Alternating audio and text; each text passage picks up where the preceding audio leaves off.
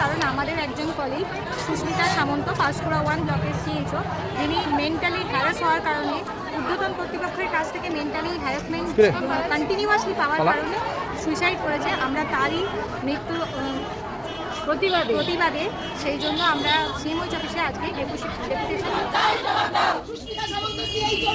মৃত্যু হলো কেন? প্রশাসন জবাব দাও। মানসিক অত্যাচার ধারাবাহিকভাবে করা হয়েছে কেন? প্রশাসন জবাব দাও। অপরাধীদের যথাযথ শাস্তি দিতে হবে।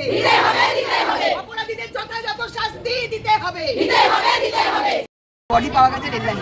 যদি ওটা সুইসাইডও হয়, এই সুইসাইড হওয়ার পিছনে এই যে সিদ্ধান্তটাও নিল সেটা পুরোপুরি ওর কাজের জায়গায় মানসিকভাবে ওকে এমনভাবে চাপে রাখা হয়েছিল, সব রকমভাবে। ওর ওখানে লোক কম ছিল, সেইটার ব্যবস্থা না করে যারা এটা করতে পারতো, যারা আধিকারিক যারা ছিল, কর্তৃপক্ষ যারা ছিল, তারা সেটা না করে ওকে দিনের পর দিন মেন্টাল প্রেশার দিয়ে গেছে, যার ফল হচ্ছে ও সেদিন এই সিদ্ধান্তটা নিতে বাধ্য হয়েছিল। ফলে আমরা চাইছি উচ্চ পর্যায়ে নিরপেক্ষ তদন্ত করে যাদের জন্য সুস্মিতাকে আজ অসময়ে চলে যেতে হলো, ওর একটা ছোট্ট বাচ্চা, সে মা হারা হলো, কারা এর পিছনে রয়েছে তাদেরকে চিহ্নিত করতে হবে এবং যথাযোগ্য শাস্তি দিতে হবে। এর মধ্যে বিএমওইচ আছেন, এর মধ্যে সিনিয়র পিএইচএন আছে, পিএইচএন আছে, ডেপুটি 2 আছে, ডেপুটি 3 আছে।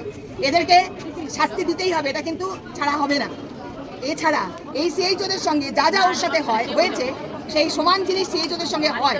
এই যে বলছে ওরা যে অশালীন শব্দ প্রয়োগ করা যাবে না, তার মানে ভাবুন যে তারা ভেবে নিয়েছে তারা কত কি করতে পারে কি সত্যি তারা?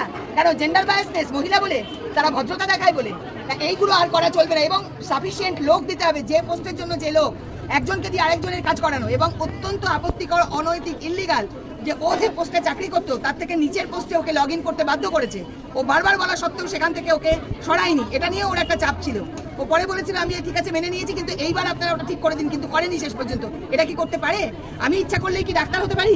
নাকি আমি ইচ্ছা করলে আমাকে কেউ ইচ্ছা করলে জিডিএ করে দিতে পারে? কারোর কাজই ছোট নয়, কিন্তু যে পোস্টে চাকরি করার জন্য এসছে তার তো সেই আইডেন্টিটি থাকবে।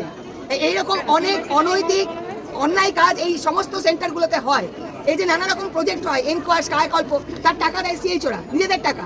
সেই টাকা পেতে ওদের ঘুরে ঘুরে ওদের অবস্থা খারাপ। কেউ বলে দেওয়া যাবে না, কেউ বলে দাঁড়ান কবে আসবে। যদি টাকা না থাকে সেই প্রজেক্ট হবে না, অন্য কেউ টাকা দেবে। কিন্তু ওরা কেন দেবে? এগুলো কাল থেকে আর হবে না, কোনো টাকা ওরা দেবে না। ডিউটি আওয়ার্সের পরে কেউ কোনো রকম ফোন করে ওদের বিরক্ত করতে পারবে না, আদার দ্যান ইমার্জেন্সি। ওরা ছুটিতে থাকলে কেউ কোনো রকম কাজ করতে বলবে না, আদার দ্যান ইমার্জেন্সি। এই সমস্ত কথা বলার জন্য আজকে আমরা সিএমওইচ স্যারের কাছে এসেছি। Bhaswati Mukherjee, state secretary, nursing unit.